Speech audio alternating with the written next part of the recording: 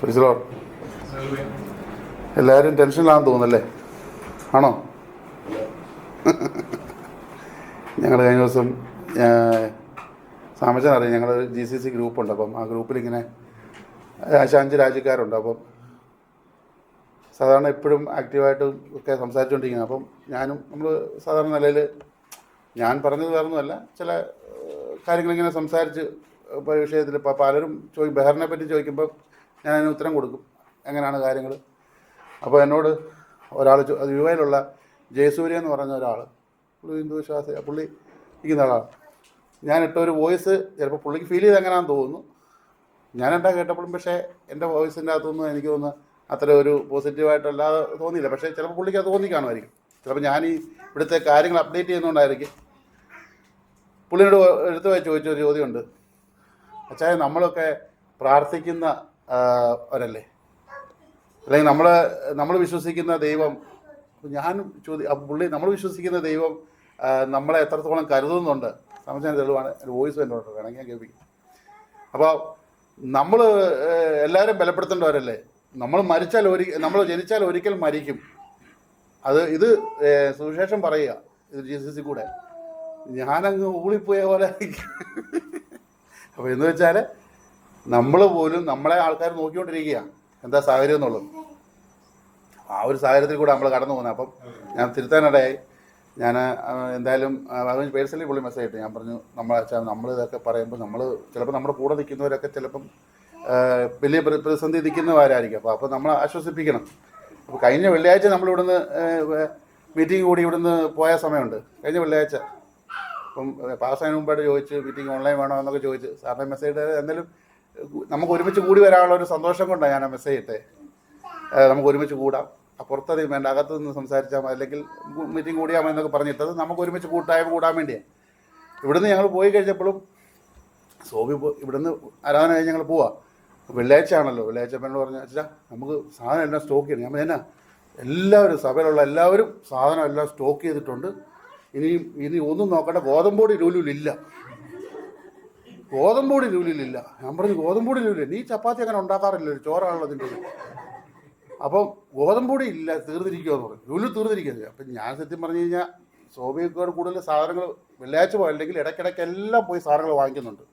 അപ്പം സാധനം വാങ്ങിക്കാന്ന് പറഞ്ഞാൽ എപ്പോൾ പോയാലും ഒരു വലിയൊരു പർച്ചേസ് കൂടാതെ തന്നെ 15, 20, 25 ഒക്കെ ആയിട്ട് ഇങ്ങനെ സാധനങ്ങൾ വാങ്ങിച്ചുകൊണ്ടിരിക്കും. പക്ഷേ ശരിക്കും പറഞ്ഞാൽ കിച്ചണിലെ ശരിക്കുള്ള അവസ്ഥ നമുക്ക് നല്ലപോലെ അറിയാം എന്തൊക്കെ ഉണ്ടെന്നുള്ളത്. അപ്പോൾ അവളിങ്ങനെ പറയാം, പക്ഷേ ഞാൻ പറഞ്ഞു നീ ആശ്വസിക്കുക, എല്ലാം ഉണ്ട്, ഗോതമ്പൊടി തീർന്നാലും പ്രശ്നമൊന്നുമില്ല. അപ്പോൾ ഗോതമ്പൊടി തീരാൻ പ്രത്യേകം ചോദിക്കാൻ കാര്യമുണ്ട്. കാരണം സ്കൂളില്ലാത്ത സ്ഥിതിക്ക് രാവിലത്തെ സമയം നമ്മളവിടെ ഉണ്ട്, സോബിക്ക് ഡ്യൂട്ടിയുണ്ട്, റമദാൻ്റെ സമയമാണ് ഫുൾ ഡ്യൂട്ടി ഇതുകൊണ്ട്.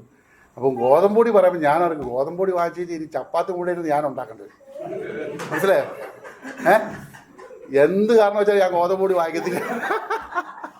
കാരണം എനിക്ക് ഈ ചപ്പാത്തി, ജോളി ചേച്ചിക്ക് നല്ല അടിപൊളിയായിട്ട് ഉണ്ടാക്കാൻ അറിയാം, ചപ്പാത്തി പടപടാന്ന് ഉണ്ടാക്കും. പക്ഷേ ഞങ്ങളവിടെ ചപ്പാത്തി ഉണ്ടാക്കാറില്ല. ചപ്പാത്തി ഉണ്ടാക്കി തന്നെ അത് പൂരിയായിട്ട് മാറും, പെട്ടെന്ന് നമ്മൾ വറുത്ത് അങ്ങനെ ചെയ്യാറ്. അങ്ങനെ ഒരാഴ്ചക്കിന് ഇടയ്ക്കിടയ്ക്ക് സൂപ്പർ ചേച്ചാ സാധനം വാങ്ങിച്ച് സ്റ്റോക്ക് ചെയ്തില്ല. നമ്മൾ എഴുതി സമാനപ്പെട് ശരിയാക്കും, എല്ലാം വേണമല്ലോ. ഈ പറഞ്ഞ സാമ്പത്തിക സ്ഥിതിയെല്ലാം വളരെ എല്ലാം കൂടെ നമ്മൾ നേരത്തെ സ്റ്റോക്ക് ചെയ്യാൻ തുടങ്ങി. അങ്ങനെ ഞങ്ങൾ ഒരാഴ്ച തള്ളി നീക്കി. കഴിഞ്ഞ് ഞങ്ങൾ ഇടയ്ക്ക് പോയിട്ട് വ്യാഴാഴ്ച തോന്നുന്നു ഞങ്ങൾ ചെന്ന് ലൂലു പോയില്ല. അപ്പോൾ ലൂലു അങ്ങനെ ഗോതമ്പൊടി ഇല്ലല്ലോ, അപ്പോൾ ഗോതമ്പൊടിയാണ് നമ്മുടെ ടാർജറ്റ്. അങ്ങനെ നമ്മൾ നേരെ ഡെസ്റ്റോയിൽ പോയി. ഡെസ്റ്റോയിൽ ചെന്നപ്പം അവിടെ ചെന്നപ്പോഴത്തേക്ക് വാസ്തവം പോലെ അവിടെ ഗോതമ്പൊടി ഇല്ല. സംഭവം വിഷയമായി. ഞാൻ പറഞ്ഞതല്ല അച്ഛനോട് ഗോതമ്പൊടി സ്റ്റോക്ക് ചെയ്യണോ, ഇത് കണ്ടില്ലേ മൊത്തം പ്രശ്നത്തില്ലല്ലേ.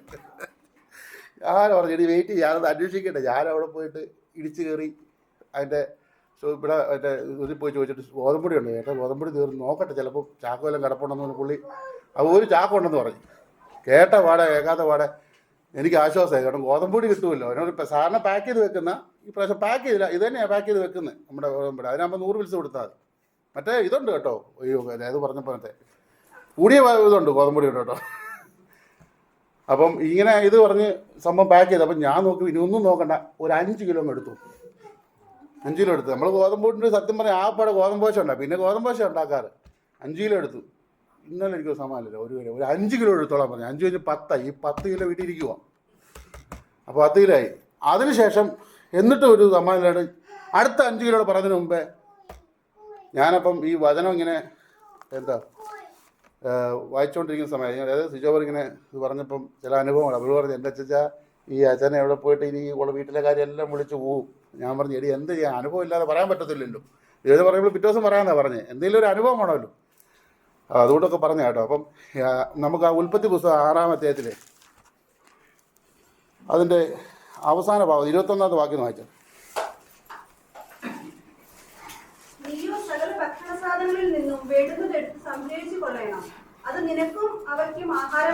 അപ്പം കറക്റ്റാ, പറഞ്ഞാൽ തെറ്റൊന്നുമില്ല. ആവശ്യമുള്ളത് സംഭരിച്ച് വെക്കണമെന്ന് പറയുന്നുണ്ട്, കറക്റ്റായിട്ട് പറയുന്നുണ്ട്. അല്ലാതെ ഇതിനെ കുറ്റം പറഞ്ഞല്ലോ കേട്ടോ ഞാൻ. പക്ഷെ ഒരു കാര്യമുണ്ട്, 5 കിലോയും 10 കിലോ വരെ അഡ്ജസ്റ്റ് ചെയ്യാം. അടുത്ത 5 കിലോയുടെ വാങ്ങിച്ചപ്പോൾ ഒരു കാര്യമുണ്ട്, ഈ 5 കിലോയുടെ വാങ്ങിക്കുമ്പോൾ എന്നോട് പറഞ്ഞു, ഞാനപ്പോൾ പറയണം. അപ്പോൾ ഞാൻ പറഞ്ഞു, ചേട്ടാ വേണ്ട കേട്ടോ, ഈ ഗോതമ്പൊടി ഒരു 5 കിലോ എടുത്ത് സ്റ്റോക്ക്. എന്നോട് പറഞ്ഞു, ചേട്ടൻ പറഞ്ഞ് കറക്റ്റാണ്. അപ്പോൾ അവിടുത്തെ സെയിൽസ്മാൻ പറഞ്ഞു, ഈ അധികം ദിവസം ഇതിരിക്കത്തില്ല, ഇതിനകത്ത് ചെള്ള് കയറും. ഇന്ന് എല്ലാവരും സ്റ്റോക്ക് ചെയ്യണം. പക്ഷേ ഇവിടെ വചനം പറയുന്ന പോലെ ആവശ്യത്തിൽ കൂടുതൽ സ്റ്റോക്ക് ചെയ്തിട്ട് അത് നശിച്ചു പോയാലും കണക്ക് കൊടുക്കേണ്ടി വരും കേട്ടോ. അവിടെ നിന്ന് എന്നോട് ആ ഒരു സഹോദരൻ പറഞ്ഞതാണ്, ചേട്ടാ ഇവിടെ സാധനങ്ങൾ ആവശ്യത്തിനുണ്ട്, പക്ഷേ മനുഷ്യൻ ഈ വെപ്രാളം കൊണ്ടും പേടിച്ചിട്ടും ഉള്ളതെല്ലാം സ്റ്റോക്ക് ചെയ്ത് ആവശ്യത്തിന് അധികം വാങ്ങിച്ചു ഈ ചീത്തയായി പോകുന്ന സാധനങ്ങളുണ്ട്, ഇതിന് നമ്മൾ കണക്ക് പറയേണ്ടി വരും. ഞാൻ പറഞ്ഞത് സ്റ്റോക്ക് ചെയ്യണം, പക്ഷേ ആവശ്യത്തിനാവും. അത് ഇപ്പം മേടിച്ച് വെച്ചിരിക്കുന്ന ആ സ്റ്റോക്ക് എല്ലാം ഗോതമ്പൊടി അടക്കമുള്ളതെല്ലാം ചിലവാക്കണം കേട്ടോ. ഞാനും അതിന് ഉത്തരവാദിയാണ്. അതിപ്പം ഇനി എല്ലാ ദിവസവും ചപ്പാത്തിയാണെന്ന് വെച്ചാൽ എല്ലാ ദിവസവും ചപ്പാത്തിയായിട്ട് തീർത്തേ പറ്റത്തുള്ളൂ. അതായത് വേസ്റ്റ് ആക്കാൻ പറ്റത്തില്ല. നമ്മൾ ആഹാരം ഇവിടെ ചർച്ചിൽ ഏറ്റവും കൂടുതൽ പറയാറുണ്ട്, ഫുഡ് ഉണ്ടാക്കി കഴിഞ്ഞാൽ അത് വേസ്റ്റ് ആക്കാൻ പാടില്ല അല്ലേ. എന്ന് പറഞ്ഞ പോലെ ഇത് ഞാൻ ജസ്റ്റ് ഒന്ന് സൂചിപ്പിച്ചെന്നുള്ളൂ, എല്ലാവരും ഒന്ന് ഉഷാറാകാൻ വേണ്ടി എന്ന് പറഞ്ഞതേ ഉള്ളൂ. അപ്പോൾ അതുകൊണ്ട് ഉള്ള ആഹാരം നമ്മൾ സ്റ്റോർ ചെയ്തിരിക്കുന്നത് ആവശ്യം സ്റ്റോർ ചെയ്യണം. വചനം പറയുന്നത് അവിടെ സ്റ്റോക്ക് ചെയ്യണം, നമുക്ക് വേണ്ടത് വേണം, ആവശ്യത്തിനുള്ളത്. പക്ഷേ ആവശ്യത്തിൽ കൂടുതൽ വാങ്ങിച്ചത് വേസ്റ്റ് ആയി കഴിഞ്ഞാൽ അതിനും നമ്മൾ കണക്ക് കൊടുക്കുന്നത്. അപ്പോൾ അവിടുത്തെ സെയിൽസ്മാൻ പറഞ്ഞാൽ പലരും ഇതിനു വേണ്ടി നോട് വരുന്നുണ്ട്. അപ്പോൾ നിങ്ങളിത് മേടിച്ച് സ്റ്റോക്ക് ചെയ്യുമ്പോൾ പലരും കിട്ടാതെ വരും. അതുകൊണ്ട് അത് ശ്രദ്ധിക്കുക എന്ന് മാത്രമേ ഉള്ളൂ. ഒരു വാക്യം വായിക്കാം, നമുക്കൊരു കുറുവാക്യമായിട്ട്. അപ്പോഴത്തെ പ്രവൃത്തി 9-ാം അധ്യായം അതിൻ്റെ 15-ാമത്തെ വാക്യം വായിച്ചു.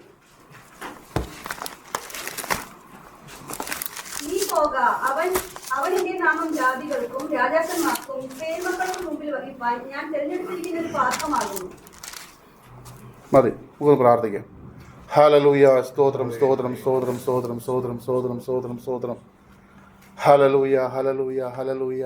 കരുണാസമനങ്ങളുടെ പിതാവേ, ഇന്ന് പകൽക്കാലം കർത്താവേ, ദൈവജനമായ കർത്താവേ, അടിയനും അങ്ങനെ മുമ്പിൽ നിൽക്കുന്ന കർത്താവേ, ഞങ്ങൾ ഓരോരുത്തരും കർത്താവെ കടന്നു വന്നിരിക്കുന്ന കർത്താവെ ദൈവത്തിൽ നിന്ന് പ്രാപിപ്പാനും ദൈവത്തിൽ നിന്ന് ആശ്വാസം ലഭിക്കാനും തക്കവനുമാണ് കർത്താവെ. ഇന്ന് ഞങ്ങൾ കർത്താവെ സ്തോത്രം പ്രതികൂലങ്ങളും പ്രതിസന്ധികളുടെ നടുവിൽ അല്പം മുമ്പിലും ഞങ്ങൾ സാക്ഷ്യങ്ങൾ കേട്ട് കർത്താവെ ഞങ്ങൾ വീണു പോകേണ്ട സാഹചര്യമായിരുന്നു. എന്നാൽ അവിടെ ദൈവത്തിൻ്റെ ഒരു വലിയ കരം തൊടുവാൻ ദൈവം സഹായിച്ചു. കർത്താവെ സ്തോത്രം, ദൈവത്തിൻ്റെ അത്ഭുതങ്ങളെ കാണുവാൻ തക്കവണ്ണം ദൈവം ഞങ്ങളെ ഇടയാക്കുന്നു കർത്താവ്. ഓരോ ദിവസവും ദൈവം ഞങ്ങൾ അത്ഭുതമായി നടത്തുന്നു കർത്താവെ. ഞങ്ങൾ ഈ വായിച്ച വചനം കർത്താവ് ഞങ്ങളോട് സംസാരിക്കണമേ. പരിശുദ്ധാത്മാവിൻ്റെ നിയന്ത്രണം കർത്താവ് ഇടപെടുവാൻ ദൈവം സഹായിക്കണമേ. ഞങ്ങൾ എങ്ങനെ ആയിരിക്കണമെന്ന് കർത്താവ് വ്യക്തമായി ഞങ്ങളോട് ഇടപെടുന്നു കർത്താവെ സ്തോത്രം. ദൈവം ഞങ്ങളോട് ഇടപെടണമേ കർത്താവ്. ഓരോരുത്തരുടെയും ഹൃദയങ്ങളെ കർത്താവെ ഇടപെടുവാൻ ദൈവം സഹായിക്കണമേ. ആശ്വാസമായി തീരുവാൻ ദൈവം സഹായിക്കണം കർത്താവെ. പൂർണ്ണമായി സകല മഹത്വം കർത്താവിനെ ഏൽപ്പിക്കുന്നു കർത്താവെ, യേശു ക്രിസ്തുവിന്റെ നാമത്തിൽ തന്നെ ആമേൻ. ഹല്ലേലൂയ. ഇവിടെ വായിച്ച അപ്പോസ്തല പ്രവൃത്തിയിൽ വായിക്കുകയാണ് അതിൻ്റെ പരിചയം. കർത്താവ് അവനോട് പറയുകയാണ്, അത് അനന്യാസിനോട് പറയുന്ന ഒരു കാര്യമാണ്.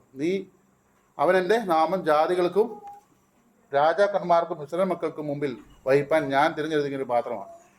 കഴിഞ്ഞ ആഴ്ച മുതൽ ഞാൻ ഒന്ന് രണ്ട് വ്യക്തികളെ മാത്രം പറഞ്ഞ് അവസാനിപ്പിക്കാൻ ആഗ്രഹിക്കുന്നത്.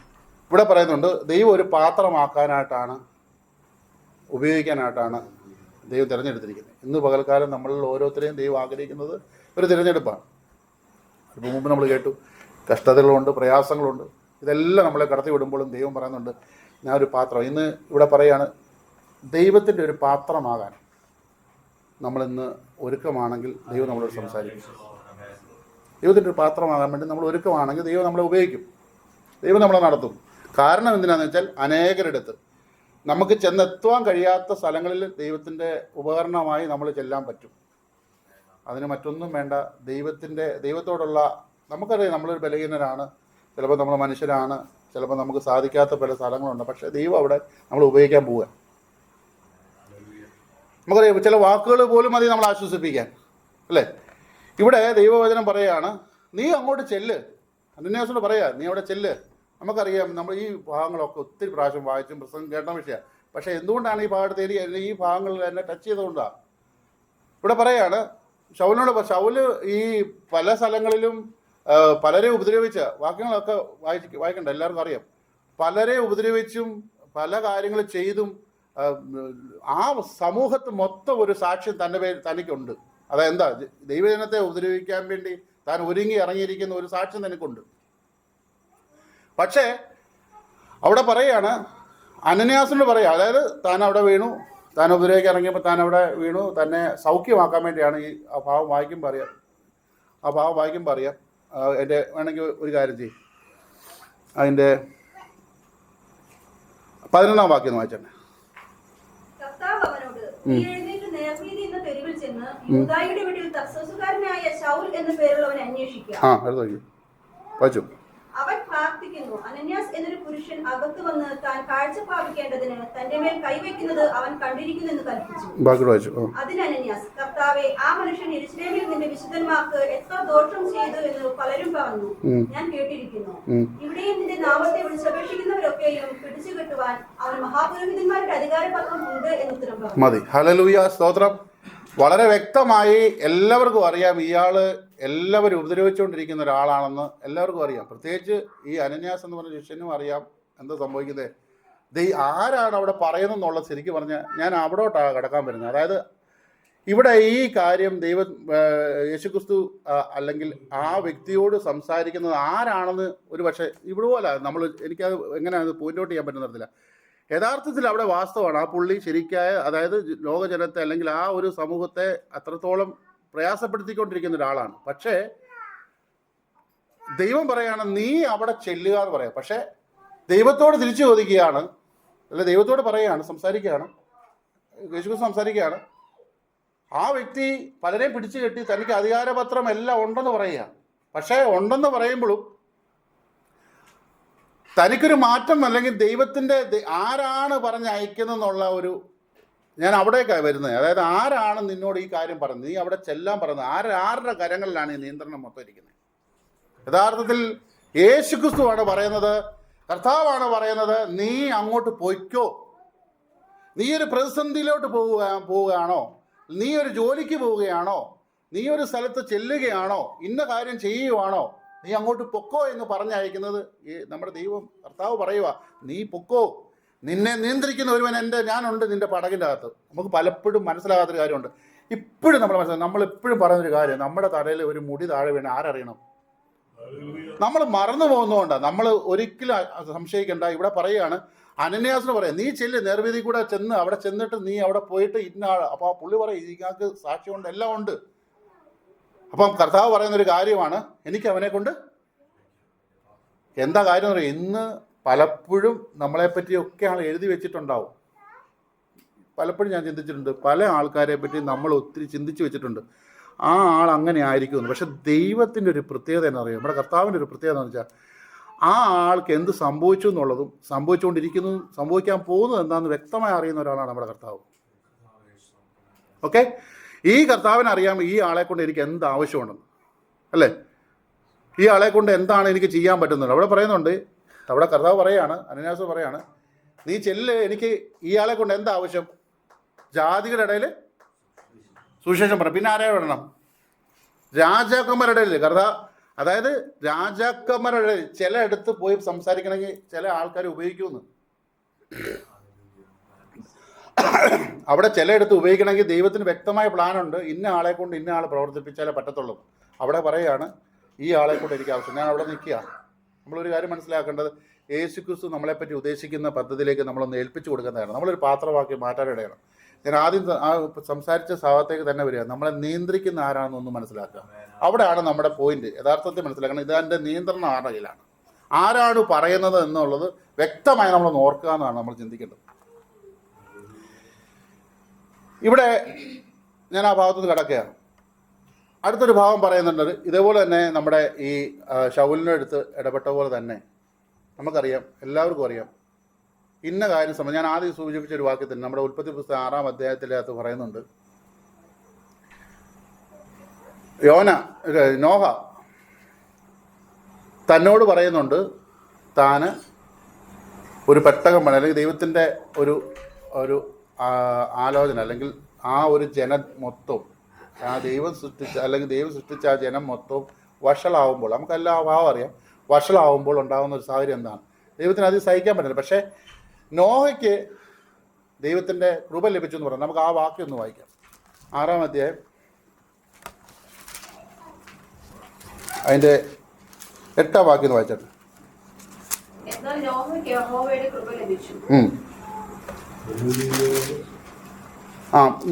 അവിടെ ശ്രദ്ധിച്ചേ, ദൈവം പറയാണ് നോഹയ്ക്ക് അല്ലെങ്കിൽ നോഹയ്ക്ക് ദൈവത്തിൻ്റെ കൃപ ലഭിച്ചു. എന്താ കൃപ ലഭിക്കാനുള്ള ക്വാളിറ്റി? അതിൻ്റെ അടുത്ത വാക്യത്തിൽ തന്നെ പറയുന്നത്. ഒന്ന് വായിച്ചാൽ അതൊന്ന് വായിച്ചട്ടെ.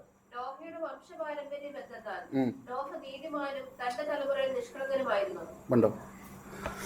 തന്നെ തിരഞ്ഞെടുക്കാനുള്ള ഒരു കാരണം, താൻ നീതിമാനായിരുന്നു, തൻ്റെ തലമുറയിൽ നിഷ്കളങ്കനായിരുന്നു, ദൈവത്തോടു കൂടെ നടന്നു. അതായത് യഥാർത്ഥത്തിൽ ഈ ഒരു വ്യക്തിയെ തിരഞ്ഞെടുക്കും. ഞാൻ ഈ പറഞ്ഞ പോലെ, ഇപ്പോൾ ശൗലിനെ നമ്മൾ പറഞ്ഞതുപോലെ ദൈവത്തിന് ഉപയോഗിക്കാൻ ഒരു പാത്രമാക്കി മാറ്റുക, അല്ലെങ്കിൽ ദൈവം ഉപയോഗിക്കാൻ വേണ്ടി ആഗ്രഹിക്കുക. ഇതേപോലെ തന്നെ ദൈവം തിരഞ്ഞെടുക്കുന്ന ഒരാൾ നോഹയെ തിരഞ്ഞെടുക്കുക. നമ്മളൊരു കാര്യം മനസ്സിലാക്കേണ്ടത്, ഈ നോഹയെ തിരഞ്ഞെടുക്കുന്നതിൻ്റെ അകത്തൊന്നും എനിക്ക് തോന്നുന്നില്ല, എൻ്റെ അറിവില്ലായ്മയാണോ അറിയില്ല, ഈ ക്വാളിറ്റി അല്ലാതെ വേറെ ക്വാളിറ്റീസ് ഉള്ളതായിട്ട്, അതായത് പല കാര്യങ്ങളിൽ ഇപ്പോൾ പഠിത്തമോ, അല്ലെങ്കിൽ ഇപ്പോൾ ഞാൻ പറയാം, ഇപ്പം ജസ്റ്റ് ഫോർ എക്സാമ്പിൾ ജോസാനെ നമുക്ക് എടുക്കാം. ജോസാനോട് പറയാം, ജോസാനെ ദൈവം തിരഞ്ഞെടുത്തിരിക്കുന്ന എന്ത് പർപ്പസാണെന്ന് നമുക്കറിയത്തില്ല. അറിയോ? ഇപ്പം ലിജോവറിനെ തിരഞ്ഞെടുത്തത് എങ്ങനെയാണെന്ന് നമുക്കറിയത്തില്ല. ദൈവത്തിൻ്റെ പർപ്പസ് എന്നാണെന്ന് നമുക്കറിയത്തില്ല. ഷിബിച്ചാനെ തിരഞ്ഞെടുത്തിരിക്കുന്ന പർപ്പസ് നമുക്കറിയത്തില്ല. ദൈവത്തിന് വ്യക്തമായൊരു പദ്ധതിയുണ്ട്. അതായത് നമ്മൾ മനുഷ്യർ നമ്മൾ കണക്ക് കൂട്ടുമ്പോൾ ചിലപ്പോൾ നമ്മൾ ചിന്തിക്കുമ്പോൾ ചിലപ്പോൾ ഒരുപാട് ചിന്തിക്കും, അതായത് ഇന്ന ആളെ പറ്റി എനിക്കൊരു ധാരണയുണ്ട്. ഇപ്പം ഞാൻ കണ്ടു ഈ ജോസാനെ തിരിച്ച് ചിന്തിക്കുകയാണെങ്കിൽ നമുക്കറിയാം ആൽബേൽ അല്ലെങ്കിൽ പുള്ളി ഈ കാര്യങ്ങൾ സേഫ്റ്റിയൊക്കെ കാര്യങ്ങൾ നമ്മൾ കണ്ടുവച്ചിരിക്കുന്നത് എന്താ ഇന്ന കാര്യങ്ങളെന്നാണ്. പക്ഷെ ദൈവത്തിൻ്റെ കണ്ണിൽ കൂടെ നോക്കുമ്പോൾ ദൈവത്തിന് ചില പദ്ധതികളുണ്ട്. അതിന് പ്രത്യേകിച്ച് പഠിപ്പോ മറ്റോ കാര്യങ്ങളൊന്നും വേണ്ട. ദൈവം പറയുന്ന ചില കാര്യങ്ങളാണ് ഇവനെ തിരഞ്ഞെടുക്കാനുള്ള. അതായത് നോഹയ്ക്ക് ദൈവത്തിൻ്റെ കൃപ ലഭിക്കാനുള്ള ഒരു ചില കാരണങ്ങളാണ് അവിടെ കാണുന്നത്. അതായത് താൻ നിഷ്കളങ്കനായിരുന്നു. യഥാർത്ഥത്തിൽ ദൈവത്തിൻ്റെ താൻ തിരഞ്ഞെടുക്കുന്ന കാര്യം മറ്റൊന്നുമല്ല, ഒരു തിരഞ്ഞെടുപ്പ്, ആ വ്യക്തിയെ തിരഞ്ഞെടുക്കുന്നൊരു കാര്യം. 2 പറയാം, നീതിമാനായിരുന്നു. 2 മൂന്നാമത് ദൈവത്തോടു കൂടെ നടക്കുന്ന ഒരാളായിരുന്നു. ഇങ്ങനെ ചില കാര്യങ്ങളാണ് തന്നെ തിരഞ്ഞെടുപ്പ്. അപ്പം നമുക്കൊരു മനസ്സിലാക്കേണ്ടത്, ഈ ഒരു പ്രളയം ഇങ്ങനെ കടന്നു വരുമ്പോൾ, ഒരു വലിയ പ്രതിസന്ധി കടന്നു വരുമ്പോൾ, അവിടെ പറയുന്നത് അതുപോലെ അനുസരിക്കാനായിട്ട് ഈ പറഞ്ഞ ശ്രേഷ്ഠന്മാരെ ഒന്നുമല്ല തിരഞ്ഞെടുത്തത്. ഇതുപോലെ നിഷ്കളങ്കമായി നിൽക്കുന്ന, നീതിമാന്മാരായി നിൽക്കുന്ന, ദൈവത്തോടുകൂടി നടക്കുന്ന ചിലവർ ഉപയോഗിക്കാൻ ദൈവം പാത്രമാക്കി മാറ്റാൻ വഴി. ഞാൻ അതിലേക്കാണ് വരുന്നത്. പ്രൈസലോ, ദൈവം ആഗ്രഹിക്കുന്നത് ചില പാത്രമാക്കി മാറ്റുന്നത്. ഒന്ന് ആ ഭാഗത്തേക്കൊന്ന് നമ്മൾ ആഴമടച്ച്, ഞാൻ എൻ്റെ ഇത് നോക്കിയപ്പോൾ അമേരിക്കയിൽ ഇതിൻ്റെ ഒരു വലിയ പെട്ടകം പണിത് വെച്ച ഒരു ഇതുണ്ട്. എന്തെങ്കിലാണെന്ന് തോന്നുന്നു അല്ലേ, ഞാൻ എൻ്റെ പേര് എഴുതി വെച്ചത് ഞാൻ വിട്ടുപോയതാണ്. ആർക്കെന്നും പറഞ്ഞ് നമ്മൾ യൂട്യൂബിൽ അടിച്ചാൽ അതിൻ്റെ ഒരു മോഡൽ വലിയ രീതിയിൽ ഉണ്ടാക്കി. നമുക്ക് അതൊരു ജസ്റ്റ് ഒരു മോഡലാണ്. എത്ര വലിയ ഒരു പടകാണ് അവിടെ റെഡിയാക്കി വെച്ചിരിക്കുന്നത്. വലിയൊരു സംഭവം റെഡിയാക്കി വെച്ചിരിക്കുന്നത്. ഇതിനെ പണിയുന്ന ആ ഒരു ഭാഗത്തേക്കൊന്ന് നമ്മൾ ഇറങ്ങിച്ചെന്ന് നോക്കി എന്ത് രീതിയിൽ ഇതിനെ പണിയുന്നത് നമുക്കറിയാം. ആ ഭാഗം ഉൽപ്പത്തി വായിക്കുമ്പോൾ നമുക്കറിയാം. ഇതിൻ്റെ ഓരോ ഭാഗം പണിയാൻ ദൈവം പറഞ്ഞു കൊടുത്തോണ്ടിരിക്കുക. ഈ നിഷ്കളങ്കനായി നിൽക്കുന്ന, ഈ നീതിമാനായി നിൽക്കുന്ന നോക്കോട് പറയാം. പക്ഷെ അവൻ അനുസരിക്കുക. വളരെ ദൈവം ഉപയോഗിക്കുന്നൊരു പാത്രമാണെന്ന് മനസ്സിലാക്കി ആ ഭൂമിയിലുള്ള എല്ലാവരെയും നശിപ്പിക്കുന്ന കൂടൊപ്പം തന്നെ തിരഞ്ഞെടുത്ത് താൻ പറയുന്നത് പോലെ അനുസരിക്കുക. അപ്പം നമ്മൾ ആലോചിക്കും, ഇതിനെ നിയന്ത്രിച്ചുകൊണ്ടിരിക്കുക. അതായത് ഈ ജനത്തെ നശിപ്പിക്കുമ്പോൾ ഞാൻ തിരഞ്ഞെടുത്ത് ചിലതിനെ ദൈവം മാറ്റിവെക്കുക. ഇപ്പം ഈ ലോകത്ത് സംഭവിച്ചുകൊണ്ടിരിക്കുന്നത് അത് തന്നെ. ഞാൻ ഈ ലോകവുമായിട്ട് ബന്ധപ്പെട്ട് സംഭവിക്കും. അപ്പം അവിടെ ഇവിടെയൊക്കെ പലതും സംഭവിക്കാം. എന്നാൽ ദൈവത്തിൻ്റെ പദ്ധതി എന്താണെന്ന് വെച്ചാൽ, ഇതിൻ്റെ അകത്തുനിന്ന് ചിലരെ ദൈവം ചില കാര്യത്തിനെ ഉപയോഗിക്കുക. എന്തിനാണ്? അവരുടെ നിഷ്കളങ്കതയും അവരുടെ നീതി പ്രവർത്തനങ്ങളും അവരുടെ ദൈവത്തോടുള്ള നടപ്പും ദൈവം ഇന്ന് വലിയ സാക്ഷ്യമാക്കി മാറ്റും. ഇവിടെ ചിന്തിക്കുക, ഈ പെട്ടകം ഇത്രയും വലിയ രീതിയിൽ പണിതു, ഇതിനെ റെഡിയാക്കി, ഈ കാര്യങ്ങളെല്ലാം സെറ്റാക്കി, ഇത് വെള്ളം വന്നു. ഞാൻ ആ വാക്യങ്ങളൊന്നും കിടന്ന് സമയം കളയാനാക്കിയാണ്. അടുത്ത മെസ്സേജ് അല്ലെങ്കിൽ മുന്നോട്ടുള്ള കാര്യങ്ങൾ സമയങ്ങളുണ്ട്. വെള്ളം എല്ലാം പൊങ്ങി. നമ്മളൊന്ന് അതിലേക്കൊന്ന് ചെല്ലണേ. ഇത് പൊങ്ങി, ഇത് വലിയ രീതിയിൽ ഇതിൻ്റെ അവാർഡെല്ലാം അടച്ചു, കയറേണ്ടത് കയറി, എല്ലാം അടച്ചു. ഇതിനെ ഇരണ്ടായിട്ട് നമ്മൾ ആ ഭാവമെല്ലാം വായിക്കുമ്പോൾ അറിയാം, ഇരണ്ടായിട്ട് കയറ്റണം. ഇതെല്ലാം കയറ്റി എല്ലാം ചെയ്ത് അടച്ചു. വെള്ളം നീന്തി. ഇതിനെ ആരാ നിയന്ത്രിച്ചോണ്ട്? ഇതിന് കപ്പിത്താനുണ്ടായിരുന്നു. ഇതിന്റെ കപ്പിത്താൻ ആരാ? ഇതിന്റെ കപ്പിത്താൻ ആരാ? ദൈവമാ. ഒരു കപ്പലിന് യഥാർത്ഥത്തിൽ കപ്പിത്താൻ ഇല്ലാതെ പോകുന്നത് നമ്മൾ എവിടെയെങ്കിലും കണ്ടിട്ടുണ്ടോ? കഴിഞ്ഞ ദിവസം പറഞ്ഞു കേട്ടതാ. ഒരു കപ്പലിന് യഥാർത്ഥത്തിൽ ഇത്രയും വലിയ കപ്പല് അതിനെ നമ്മുടെ മനുഷ്യന്റെ ചിന്താഗതിയിൽ ഇത് ചിന്തിക്കുമ്പോൾ നമുക്ക് ആശ്ചര്യമാണ്. അതായത് ഒരു പഠിപ്പും ഒരു എഞ്ചിനീയറല്ലായിരുന്നു, ഒരു അതിനെപ്പറ്റി നോളജുള്ള, ഇതിനെപ്പറ്റി വ്യക്തമായി പഠിച്ച ഒരാളല്ല ദൈവം ഇതിനു വേണ്ടി ഉപയോഗിച്ചു. ഒരു പെട്ടകം പണിത് അതിനെ നിയന്ത്രിച്ച് അതിനെ പടക് വന്ന് ഇത്രയും വലിയ വെള്ളപ്പൊക്കം വന്ന് ദിവസങ്ങൾ ഇതിനെ നിയന്ത്രിക്കുമ്പോൾ ഈ പടക് നിയന്ത്രിക്കുന്നത് ഈ ദൈവത്തിന്റെ കരവാണെന്ന് നമ്മളൊന്ന് മനസ്സിലാക്കണം. നമ്മളതാ മനസ്സിലാക്കണം. ഫോക്കസ് ചെയ്യേണ്ടത് നമ്മളെ നിയന്ത്രിക്കുന്നത് ഈ ദൈവത്തിന്റെ ഒരു കരവാണ്. യഥാർത്ഥത്തിൽ ഈ ദൈവമാണ് നമ്മളെ യഥാർത്ഥത്തിൽ നിയന്ത്രിക്കുന്നത് എന്ന് നമ്മൾ മനസ്സിലാക്കി കഴിയുമ്പോൾ നമ്മുടെ പ്രശ്നങ്ങളൊക്കെ നമ്മളെ സ്വാധീനിക്കാനിടയാവും. അവിടെ ചിന്തിക്കേണ്ട ഒരു കാര്യമുണ്ട്. ദൈവത്തിൻ്റെ കരമാണ് ഈ ഓരോ സ്ഥലത്തും നമ്മൾ എത്തിച്ചേർന്നത്. അവിടെ ആ പടക് പണിയുന്നു, അതിൻ്റെ കാര്യങ്ങൾ പറഞ്ഞു കൊടുക്കുന്നു, എല്ലാ കാര്യങ്ങളും ചെയ്യുക, പറയുന്ന പോലെ അനുസരിക്കുക. ഇവിടെ നമ്മൾ മനസ്സിലാക്കേണ്ട ഒരു കാര്യമുണ്ട്. ദൈവത്തിൻ്റെ ആ ഒരു പർപ്പസ് നമ്മളിലേക്ക് എത്തുക. ഇന്ന് ഇവിടെ ഇരിക്കുന്ന ഓരോരുത്തരുടെ കയ്യിലും നമ്മളൊന്ന് ചിന്തിക്കുക, യഥാർത്ഥമായി ഒന്ന് ചിന്തിക്കുക. ദൈവം നമ്മളെ ഒരു പാത്രമാക്കി മാറ്റാനാണോ ആഗ്രഹിക്കുന്നത്? ഇപ്പം അജുജാനെ ദൈവം എന്തായിട്ടാണ് ഉപയോഗിക്കുന്നത്? നമ്മൾ ദൈവത്തോട് ചോദിക്കുക. പുള്ളിക്കറിയാം, അല്ലെങ്കിൽ നമുക്കറിയാം, അനീഷിനറിയാം. ഇന്നിപ്പോൾ ഇവിടെ നമ്മളൊരു സാക്ഷ്യം കേട്ടു, അല്ലെങ്കിൽ സിസ്റ്റർ ആനി സാക്ഷ്യം കേട്ടു. അവരതിൽ കൂടെ കടന്നു പോയി. നമുക്ക് ഈ ദൈവത്തെ അറിയാൻ കഴിഞ്ഞതുകൊണ്ടും ഈ ദൈവത്തെ സ്തുതിക്കാൻ കഴിഞ്ഞുകൊണ്ട് അവർ നമ്മളെ ഉറ്റുനോക്കുന്ന ആൾക്കാരുണ്ട്. നമുക്ക് തരുന്ന ചില തിരിച്ചറിവുകളുണ്ട്. നമ്മുടെ ഞാൻ ചോദിക്കട്ടെ, ഞാൻ പലപ്പോഴും കുഞ്ഞുങ്ങളോട് പറഞ്ഞൊരു കാര്യമാണ്, എടി നമുക്ക് ഇന്ന് വേണ്ട, ഒന്നും വേണ്ട, ഇന്ന് ഇവിടെ കുടുംബമായിട്ട് നിൽക്കാനായിട്ട് എത്ര പേരെ യോഗ്യരാണ്? ഞാൻ എന്നെ വേറെ ആരെടുക്കുന്നില്ല, എൻ്റെ കാര്യം തന്നെ പറയാം. ഒരു ഡ്രൈവറായിട്ട് നിൽക്കുന്ന, അല്ലെങ്കിൽ ഒരു സാധാരണയായി നിൽക്കുന്ന ഇന്ന് ഈ ബഹറിൽ ഇവിടെ ഇങ്ങനെ നിർത്തണമെന്നുണ്ടെങ്കിൽ ദൈവത്തിൻ്റെ കരമില്ലാതെ നിങ്ങൾക്ക് തോന്നുന്നുണ്ടോ? ഈ കുഞ്ഞുങ്ങളുണ്ടാവുന്നു ആദ്യം എനിക്ക് എൻ്റെ ഓർമ്മ ശരിയാണെങ്കിൽ ഇവിടെ വന്ന ഓരോരുത്തരുടെയും ബാച്ചിലറുമായിട്ടും പിന്നെ ഫാമിലി ആയിട്ടുമാരുടെ അത് നമുക്കറിയാം, വ്യക്തമായിട്ട് അറിയാം. ഇവരെങ്ങനെയായിരുന്നു എന്നുള്ളത് പല സമയത്തും നമുക്കറിയാം. ഇവരെങ്ങനെയായിരുന്നു, എങ്ങനെ സാധിക്കുമോ എന്ന് പോലും സംശയിച്ച സമയമുണ്ട്. ദൈവത്തിൻ്റെ ഒരു പർപ്പസ് നമ്മൾ ഒരു കാര്യത്തിലേക്ക് ഇറങ്ങുമ്പോൾ മനസ്സിലാക്കണം, ഇതിൻ്റെ പൂർണ്ണ നിയന്ത്രണം കർത്താവിൻ്റെ കരങ്ങളിലാണ്. നമ്മുടെ ജീവിതം മുഴുവൻ കർത്താവിൻ്റെ കരങ്ങളിലാണ്. അടുത്ത സ്റ്റെപ്പ് എങ്ങനെയായി അതുകൊണ്ട് വ്യക്തമായിട്ട് ജോഷാനായാലും അടുത്ത ഇനി മുന്നോട്ട് വിവാഹം കഴിക്കുന്നവരായാലും കഴിച്ചവരായാലും ചിന്തിക്കും, ഇവിടെ എന്നെ കുടുംബമായി നിർത്തിയിട്ടുണ്ടെങ്കിൽ, ചിലപ്പോൾ നാട്ടിലായിരിക്കും കുടുംബം, നിന്നെ ഇവിടെ ആക്കിയിട്ടുണ്ടെങ്കിൽ കർത്താവിന് വലിയ പർപ്പസ് ഉണ്ടെന്ന്. ആ പർപ്പസിലേക്ക് നമ്മൾ വരേണ്ടത്. ദൈവം നമ്മളെ നോക്കിക്കൊണ്ടിരിക്കുക. ഒരു കാര്യം നമ്മൾ ആദ്യം ഉറപ്പുവരുത്തണം, നമ്മൾ ദൈവം പറയുന്ന അതേപോലെ അനുസരിക്കാൻ തയ്യാറാവണം. ഒന്ന് അനുസരിക്കാൻ തയ്യാറാകാന്ന് പറഞ്ഞു കഴിഞ്ഞാൽ നമ്മളൊന്നും മുന്നോട്ട്, നമ്മൾ ഇന്ന് ചില തെറ്റുകൾ ചെയ്തെന്ന് ചോദിച്ചു, ദൈവനാമത്തിന് വേണ്ടി ചില കാര്യം തെറ്റെന്ന് പറഞ്ഞാൽ നമ്മൾ ചെയ്യുന്ന ചില കാര്യങ്ങൾ ഇപ്പോൾ ഈ പറഞ്ഞുണ്ട്. ഇവിടെ ഈ പുള്ളി ഈ പട്ടകം പണിയുമ്പോഴത്തേക്ക് ഈ കറക്റ്റ് മെഷർമെൻറ്റ് ചെയ്തപ്പോൾ എല്ലാം കറക്റ്റായെന്നാണോ, അല്ലെങ്കിൽ എങ്ങനെ തന്നെ പഠിച്ചിട്ട് ചെയ്തതെന്നാണോ? അവിടെ ചെയ്യുമ്പോൾ ദൈവത്തിൻ്റെ കാര്യം നമ്മളിങ്ങനെ അങ്ങോട്ട് കൈവച്ച് കൊടുക്കുമ്പോഴല്ലോ, ഇത് കൈ കൂട്ടിപ്പിടിച്ചുകൊണ്ട് കർത്താവ് ഉരയ്ക്കുക. അവിടെ കീല് തേക്കുമ്പോൾ ദൈവത്തിൻ്റെ കരം കൈ കൂട്ടിപ്പിടിച്ചിട്ട് തേക്കുക, അവിടെ കീല് തേക്കുക. പെട്ടകം കൊണ്ടുപോകുമ്പോൾ ആൾക്കാർ പറയുമ്പോൾ, ഇവിടെ ഞാനത് ആദ്യം വായിച്ചു, ഭക്ഷണ സാധനങ്ങൾ കരുതുക എന്ന് പറയുമ്പോൾ ഇതെല്ലാം പൊട്ടനെ പോലെ നിന്ന് അങ്ങ് അനുസരിക്കുക. പൊട്ടനെ പോലെ ഇന്ന് പകൽ നമ്മൾ മനസ്സിലാക്കേണ്ടതുണ്ട്, നമ്മൾ പൊട്ടനെ പോലെ അങ്ങ് നിൽക്കുക. എൻ്റെ കർത്താവ് ഞാനെന്നുള്ള ഭാവം ആദ്യം മാറ്റുക. എൻ്റെ പണപ്പെരുപ്പം മാറ്റ്, എൻ്റെ വിദ്യാഭ്യാസം മാറ്റ്, എൻ്റെ സാഹചര്യങ്ങൾ മാറ്റ്. ഇന്ന് പകല് ദൈവത്തിൻ്റെ കരത്തിലേക്ക് പൂർണ്ണമായിട്ട് ഏൽപ്പിച്ചു കൊടുക്കുക.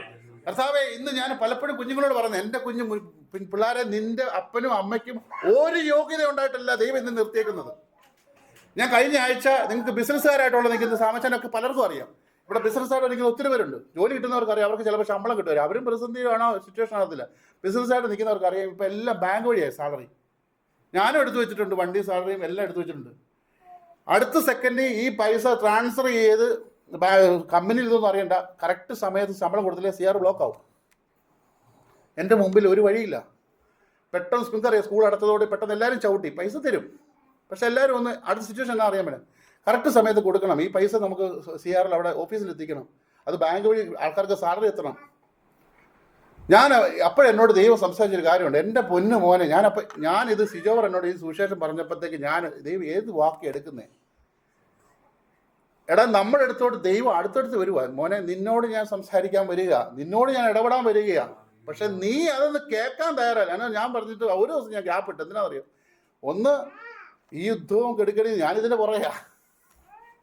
മനസ്സിലായി? ഈ പ്രശ്നത്തിന് പുറകെയാ ഞാൻ പറയാം. പിറ്റേ ദിവസം പറയാൻ വേറൊന്നും കൊണ്ടല്ല, എനിക്ക് മടിയുണ്ടായിട്ടല്ല. ഈ വചനം എടുക്കാൻ എനിക്ക് ഒരു മടിയില്ല. പക്ഷെ അനുഭവത്തിൽ നിന്ന് ചിലത് പറയണം. പിറ്റേ ദിവസം രാവിലെ ഞാൻ അന്ന് രാത്രി അച്ഛനോട് പറഞ്ഞ ശേഷം പിറ്റേ ദിവസം ഞാൻ രാത്രിയിൽ നിന്ന് നോക്കി. അതിനുശേഷം പിറ്റേ ദിവസം രാവിലെ ദൈവവചനം സംസാരിച്ചപ്പോൾ ഈ വിഷയത്തിന് മണ്ടേ കൂടെ ഞാൻ കടന്നു പോയിക്കൊണ്ടിരിക്കുക. പല പ്രതിസന്ധികളാണ്. അപ്പോൾ ദൈവവചനം പറഞ്ഞു, നിന്നോട് എനിക്ക് ആശ്വസിപ്പിക്കാനേ പറ്റത്തുള്ളൂ. ഞാൻ നിന്നെ നിയന്ത്രിക്കാനായിട്ട് വരിക. ഈ പടക് പോലെ നീ ശത്രുവായിട്ട് നിന്ന് നീ ചിലപ്പോൾ ദോഷമായിട്ട് ചെയ്തിട്ടുണ്ടാവും, നീ പ്രവർത്തിച്ചിട്ടുണ്ടാവും. പക്ഷെ നിന്നെ മാറ്റുന്ന ഒരു ശക്തി ഞാനുണ്ട്. എൻ്റെ കാര്യമുണ്ടെങ്കിൽ നിന്റെ രൂപം ആകപ്പാടെ മാറ്റും. ലോകമെമ്പാടും നിന്റെ സ്വഭാവം മാറ്റും, നിന്റെ രീതി മാറ്റും, നിന്റെ വേഷം മാറ്റും, നിന്റെ രീതികളെല്ലാം മാറ്റും. നിന്നെ കൊണ്ട് അനേകർക്ക് ആശ്വാസമാക്കി മാറ്റാൻ കഴിയുന്നു ദൈവവചനം പറയുക. ഇവിടെ പറയുകയാണ്, ഞാൻ പ്രതിസന്ധി നിന്നപ്പോഴത്തേക്ക് എനിക്കറിയത്തില്ല, ദൈവം അത്ഭുതം പ്രവർത്തിച്ചതുകൊണ്ട് ഈ പ്രശ്നം അവിടെ സോൾവ് ചെയ്യുക. ഇപ്പോഴും ഞാൻ സോബിയിൽ ഞെട്ടിച്ച് നിൽക്കുക, എങ്ങനെയാണ് ദൈവം അടുത്ത സ്റ്റെപ്പിൽ, അതായത് റിലീസാവുന്നു, പ്രശ്നം പരിഹരിക്കുന്നു, കറക്റ്റായിട്ട് ബാങ്കിൽ കാര്യങ്ങൾ പോകുന്നു. ഞാൻ പറയാം, ദൈവത്തിന് ഞാൻ ആ പ്രോപ്പർ ചാനലൊന്നും പറഞ്ഞില്ല. വഴികൾ തൊഴിൽ തുറക്കുക. ഞാനിത് പറഞ്ഞത് നമ്മളെ ഏൽപ്പിച്ച ഉത്തരവാദിത്വം എന്താണ്? ഇവിടെ ശൗലിനോട് പറയുന്നൊരു അനന്യാസോട് പറയുകയാണ്. അനന്യാസ് എന്ന് പറയുന്ന ശിഷ്യനാ. താൻ എല്ലാം അറിയുന്നുണ്ട്, താൻ അവിടെ പോവാ പറയാ, എടാ ഈ പുള്ളി ഒത്തിരി പേരെ പിടിച്ചു കിട്ടിയിട്ടുണ്ട്, കൊലപാതകം അല്ലെങ്കിൽ പിടിച്ചു കിട്ടി, പുള്ളിയുടെ പത്രം വരെ ഇരിക്കുക, ഈ അധികാരപത്രം ഇരിക്കുക. ഞാൻ പോയി പറയണത്, എടാ പറയുന്നത് ആരാ? ഇന്ന് പകല് ദൈവത്തിൻ്റെ വചനം വിശ്വസിക്കാൻ തയ്യാറാണ്. എന്നെ അയക്കുന്നത് ആരാണെന്നൊന്നും ആദ്യം ഒന്ന് മനസ്സിലാക്കുക. എന്നെ ഇവിടെ നിർത്തിയത് ആരാന്ന് നിന്ന് സിനിസിസ്റ്റർ അനീഷ് പറയാം, നിങ്ങൾ ഈ കുടുംബത്തിൽ ഇവിടെ നിർത്തിട്ട് ഞാൻ പറയാം, നിങ്ങൾക്ക് ദൈവം തന്ന കൃപയുണ്ടല്ലോ. ഇന്ന് റോഹിച്ചാൻ അനുസരിച്ച് എത്രയോ അനുഭവ സാക്ഷ്യങ്ങളാണ് ദൈവത്തിൻ്റെ കൂടെ കേൾക്കുന്നത്. നിങ്ങളിവിടെ നിർത്തിയത് ദൈവത്തിൻ്റെ അനുഭവ സാക്ഷ്യങ്ങളായിട്ടാ. അതായത് ദൈവത്തിന് അറിയാൻ പറ്റുന്നതാണോ ഇങ്ങനെ വരുന്നു എന്നല്ല, അതിൽ കൂടെ കടന്നുപോയി ദൈവത്തിൻ്റെ അത്ഭുത പ്രതി ആശ്വാസം പകരണം. ഇനി അനേകരിലേക്ക് ദൈവത്തിന് എത്തണം. നിങ്ങളെപ്പോലെ ഈ ബലഹീനൻ, അതാ പറഞ്ഞേ, ഞാൻ ഇത് സംസാരിച്ചപ്പോൾ GCCയിലുള്ള UA കിടക്കുന്ന ഒരാൾ എന്നോട് ചോദിച്ചു, നിങ്ങൾ പ്രാർത്ഥിക്കുന്ന ഒരാളല്ലേ, നിങ്ങൾ എന്തിനാ നിങ്ങൾ സംസാരിക്കുമ്പോൾ നിങ്ങൾ അനേകം ആശ്വാസം പറയണ്ടല്ലോ. ഇന്ന് എൻ്റെയും നിങ്ങളുടെയും വായിൽ കൂടെ വരേണ്ടത് ദൈവത്തിൻ്റെ ജീവനുള്ള വചനമാണ്. പെട്ടകത്തെ നയിച്ച ദൈവത്തിന്റെ വചനമാണ്. ഇന്ന് കപ്പിത്താനായി നിൽക്കുന്ന ദൈവത്തിന്റെ വചനമാണ് നമ്മുടെ കൂടെ നിൽക്കുന്നത്. ഇന്ന് ആ ഒരു പെട്ടകം നിന്നെ മുക്കാൻ ദൈവം സമ്മതിക്കത്തില്ല. യഥാസ്ഥാനത്ത് കൊണ്ട് എത്തിക്കുന്ന ദൈവത്തിന്റെ വചനമാണ്. ഇന്ന് പകല് സാമ്പത്തിക പ്രയാസം കടന്നു വരുന്നേക്കാം, പ്രതിസന്ധി കടന്നേക്കാം. ഇതിന്റെ ആ നടുവിൽ കൂടെ ദൈവം അപ്പുറം നമ്മളെ കടത്തും. ഇതിന് നിയന്ത്രണം പൂർണ്ണമായ കർത്താവായ യേശുക്രിസ്തുവിന്റെ കയ്യിലാണ്. നീ നടക്കുമ്പോൾ ഇരിക്കുമ്പോൾ ദൈവത്തിന്റെ കരമാണ് നിന്റെ കൂടെ നിൽക്കുന്നത്. ഇവിടെ പറയാണ്, ദൈവത്തിന്റെ ഒരു പാത്രമാക്കി മാറി. ഇന്ന് ഈ പാത്രമാക്കുന്നത് എന്തിനാണെന്നറിയോ? ചില നമ്മൾ പറഞ്ഞാൽ, ഇപ്പം ഞാൻ പറയാം, ചില ആൾക്കാർ പറഞ്ഞാൽ ചില ആൾക്കാർ കേൾക്കത്തുള്ളൂ. ചില ആൾക്കാർ ആ സമയത്ത് അവരെ ഉപയോഗിക്കും. അത് കഴിവൊന്നുമല്ല. ഇവിടെ പറയാ, ഈ പെട്ടകം നിയന്ത്രിക്കുക. ഒന്ന് ആലോചിച്ച്, ആ പാതയോട് ഒന്നുകൂടി ചിന്തിച്ചു നോക്കി. എടാ, ഈ പെട്ടകത്തെ ഉപയോഗിക്കാൻ വേണ്ടി എന്താ ദൈവം ഉദ്ദേശിച്ച് തിരഞ്ഞെടുത്തത്? ദൈവം ചോദിക്കുന്ന നിസ്സാര കാര്യങ്ങളാണ്. ഒരു നിഷ്കളങ്കത ഉണ്ടായിരിക്കണം. നോക്കി, എത്ര നിഷ്കളങ്കതയുടെ മുഖത്തോടെ ഇരിക്കുന്നു. ഞങ്ങളുടെ അടുത്തായിപ്പോയി, എനിക്ക് പോകാൻ പറ്റിയില്ല, അടുത്ത ദിവസം വരുന്നതായിരിക്കും. നിഷ്കളങ്കതയോടെ നമ്മളിരുന്നാൽ മതി.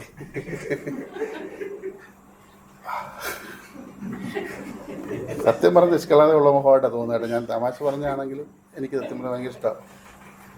കാരണം ദൈവം, പൊന്നു മക്കളെ, നിങ്ങൾ ബലമൊന്നും പിടിച്ചിരിക്കുന്നത്, ഫ്രീ ആക്കിക്കോ.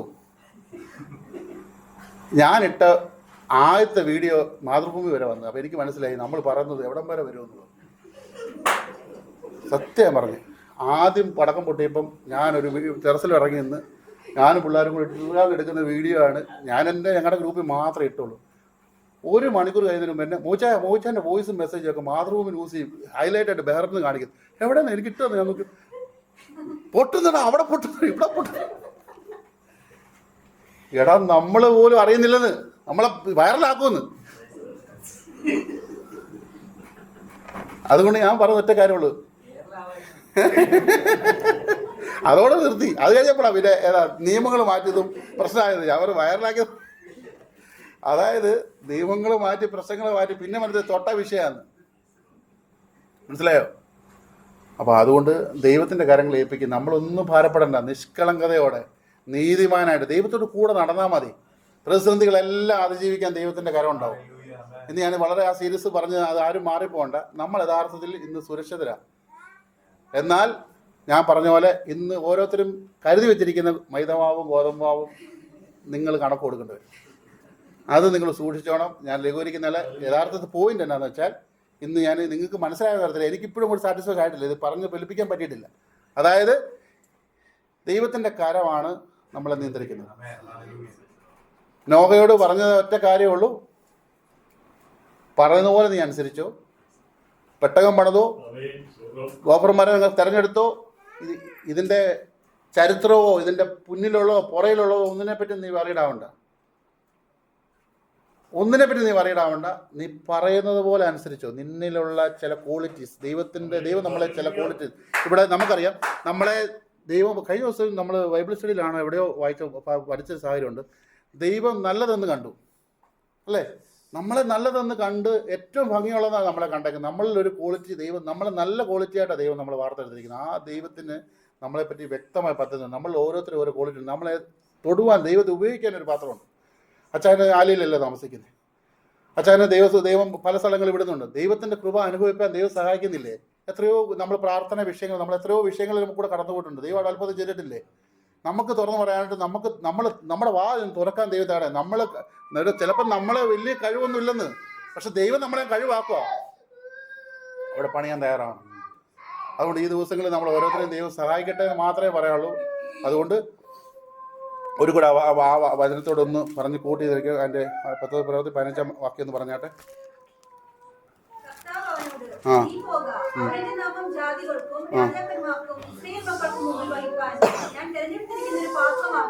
മതി. ഹല്ലേലൂയ. ഇന്ന് ആ ഒരു പാത്രമാക്കി മാറ്റുവാൻ എന്നെയും നിങ്ങളെയും ദൈവം സഹായിക്കട്ടെ എന്ന് മാത്രമാണ്. അതായത് രാജാക്കന്മാർക്കും ജാതികളുടെ ഇടയിലും ദൈവം പറഞ്ഞിരിക്കുന്ന യേശുക്രിസ്തു എന്ന് പറയുന്ന രക്ഷകനായ യേശുക്രിസ്തുവിനെ പറ്റി പറയാൻ, അവൻ്റെ ആശ്വാസം, അവൻ്റെ കരുതൽ, അവൻ്റെ ഒരു ദയ, അവൻ്റെ ആ വിടുതൽ ഇത് പറയാൻ ദൈവം നമ്മളെ ഓരോരുത്തരെയും ഒരു പാത്രമാക്കി മാറ്റാൻ കഴിയട്ടെ എന്ന് പ്രാർത്ഥന ചോദിച്ചുകൊണ്ട് നീ